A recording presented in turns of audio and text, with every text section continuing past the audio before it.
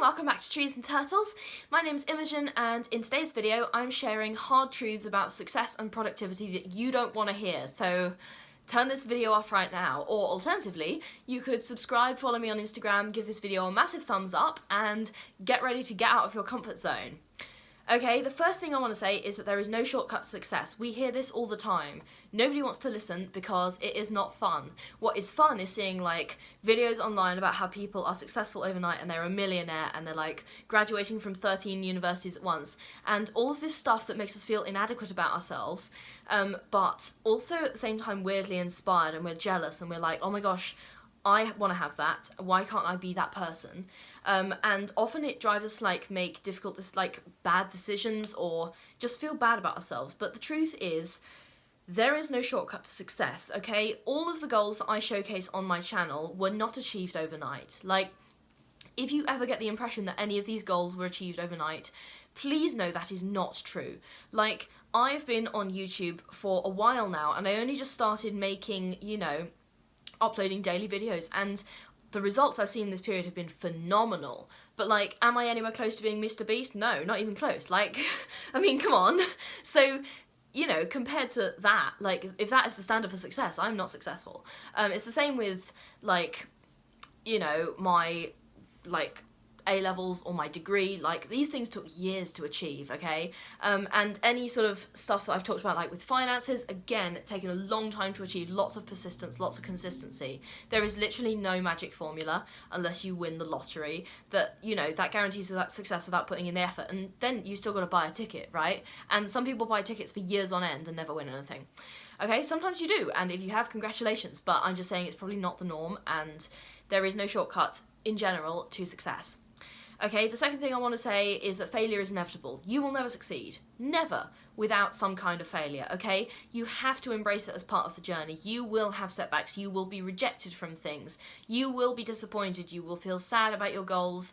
And if you can't handle that, then you're not going to be successful because you're going to give up.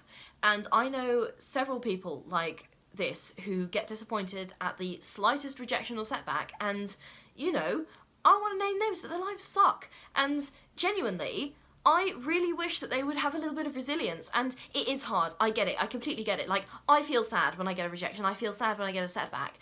But over the years, I've learned to, like, turn that into positive, like, motivational energy. And it has been transformative for my life, because I don't see failures as failures anymore. I see them as, like, learning points. Okay, comfort zones hinder your progress. I said at the start of this video that you needed to be ready to get out of your comfort zone, and that is entirely true, because real growth happens outside of your comfort zone. Every single goal I've achieved has been outside of my comfort zone, okay? Like, all of my academic achievements have been profoundly stressful for the most part. What else? Like, when I post like a day in my life and I get up at 5 AM, do you think that was easy? No, I was tired. Like, I don't want to do that, but I do it because it works, okay?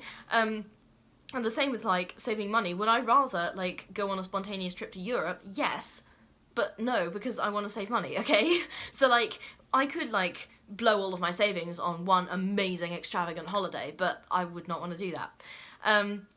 Okay, so the point is, everybody knows this, but nobody does it. Like, realistically, I'll give you an example from right now, okay? Earlier, I was on the sofa and I was watching my favourite comfort show, and I was so comfortable. I had like a little snack, I had a blanket, it was amazing, and I was like, I'm gonna stay here till bedtime because this is great. And then inner me was like, no, you need to go upstairs and you need to film some YouTube videos, because otherwise your YouTube channel is gonna die. And I was like, no, I don't want to do that because I'm so comfy and I'm so cozy here, and that work involves work, and I've got to get up, and I've got to go upstairs, and I've got to get my camera out, and I've got to get my tripod.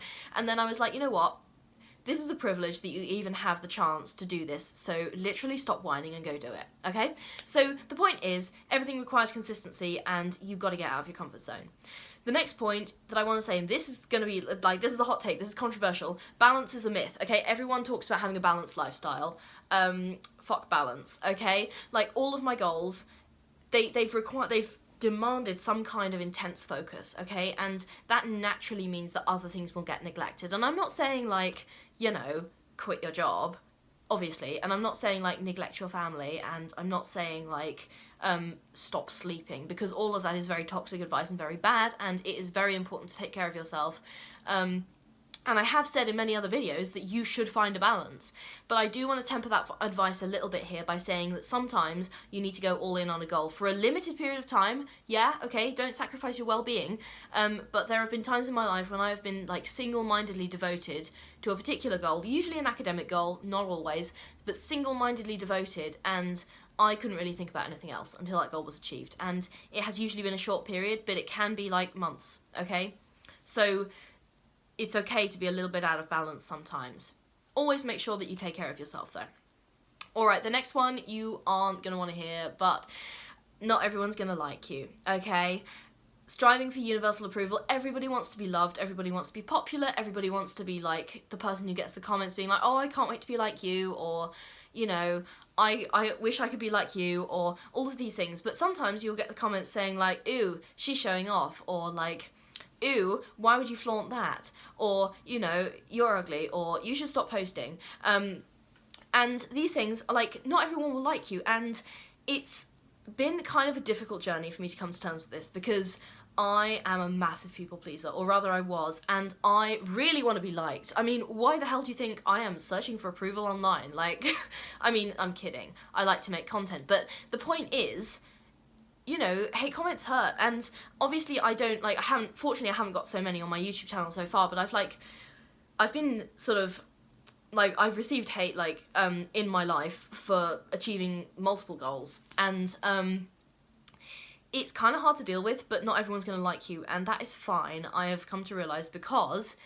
no one can take those goals away from you. Like, most of those comments are made out of jealousy, and being okay with being disliked is kind of fundamental. Because the moment someone says, ew, stop that, and you let their opinion dictate what you do in your life, you've given them power over you, and that sucks. So please don't do that, because don't let anyone define what you should be doing in your life. The only person who can define what you should be doing in your life is you, okay? The next thing, success requires saying no. I mean, again, this kind of ties into the people pleaser thing a little bit. I'm hugely conflict avoidant, or, I mean, I used to be worse, but I've got better at, like, saying no and setting boundaries and being like, stop that, I don't like it, and, you know, following through on what I said when people continue that behaviour. So when, also, on a sort of more benign note, it's okay to, like, say no to commitments and stuff. Like, someone asks you to do, oh, can you do me a favour? It's okay to say no, and it does not make you an arsehole. I mean, something I found really helpful is saying, like, I would love to, but I don't have the capacity right now, and I would really want to do your project justice, okay? So everyone understands that people have finite capacity, and it is okay, and the person who's asking will probably be quite flattered by that, because what it shows is that you actually consider that their project's important, and you don't want to rush job, you don't want to, like, half-arse it, okay? So learn to say no, and learn to say it in a sort of, like, a positive way, alright? Your network matters, okay? You gotta know people. Like, I don't want to get into, like, nepotism, the whole nepotism baby debate, which has been going on social media, but, like, obviously those people are very successful and, you know, good for them, but, like, in a more sort of mundane way, your network matters. Like, knowing people, who are able to give you a good academic reference, for starters, so, like, get to know your lecturers, foster good, like, positive working relationships in your jobs. Those kinds of connections will really help you in your career and in any goals that you're trying to achieve.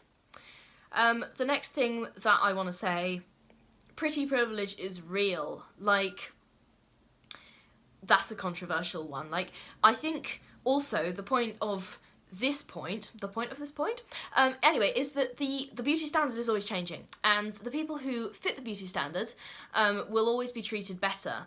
And that sucks, obviously, but it's a part of life. And I think it's something that a lot of people, like, tiptoe around because they don't want to say it. And I am very aware that it's very unfair, and you can make the decision as to where I sit on the pretty privilege scale as to whether I have it or not, but, like, I have noticed, like, in my own life that, like, people who tend to fit the conventional beauty standard are treated better. And it sucks and it's unfair and it shouldn't be a thing, but it is. And I just wanted to put that in there and address it, because that's, a lot of the time, people are, like, jealous over other success, and that is the reason. And in some ways that can't be changed, and I will be the first to say it is unfair. Okay, the next point, passion alone is not enough, okay? So you can be passionate and lazy. Like, consistency will beat talent most of the time, okay? Practical skills, strategic thinking, effective execution are equally crucial. All right, combining passion with practicality is going to like skyrocket your success. You can be talented as hell, but if you lie in bed all day and like you do nothing, then you know what's going to happen, right? Okay, there is a very, very, very, very vanishingly small chance that you will be successful on a recognisable scale. Okay, how many celebrities can you name? Probably quite a few, but how many world famous scientists can you name? Okay, so of course the modern world makes it easier than ever to become famous. Like, here I am with a literal YouTube channel, but am I famous? No, right? It's still very difficult and something the average person will probably never achieve. Like, how many YouTubers are Mr. Beast or Emma Chamberlain, okay? So the point is there's like a handful of people who've like made it by our common definition, and it's very unlikely that you or I are ever going to become one of those people.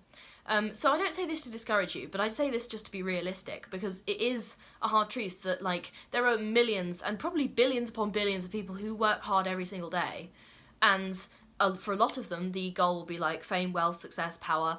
Vanishingly few of them will ever achieve those goals. Okay, but also, on the flip side, you can live a really happy life without being famous, and often you might not even want it. Like, a lot of people who are famous are, like, constantly harassed in public, and, you know, get photos taken of them, like paparazzi and stuff, and honestly, in some ways, celebrity can destroy people. So, that's the other side of the coin. Okay, success requires adaptability. So the world is constantly changing, and success often goes to those who can like be flexible and adapt to new circumstances, like technologies and trends. If you're resistant to change, you're going to fall behind, and that is just how it is. Okay, the last thing, I kind of touched on this a little bit earlier, but I really, really wanted to emphasize it to sort of round out this video. Consistency trumps intensity every time, okay? Like 99% of the time, if someone works on their goal for like every day, 12-hour days for like 2 months and then never does anything again, they might be successful in those 2 months. But imagine somebody who works on their goal like 3 hours a day forever, okay? Like, it really is a case of the tortoise and the hare and who's going to win the race. But like, consistency is going to be your friend. Like, if I could prescribe a magic pill for everyone on my channel who wants to be successful, it would be consistency. All of my best goals have been achieved through consistency. Okay, that's all for this video. If you like this video, and I'm sure it will have set off some negative emotions in some of you, and for that I'm sorry, but that is kind of what you signed up for. It was in the title, guys. Anyway, give this a thumbs up, follow me on Instagram, subscribe, and I'll see you soon. Okay, bye!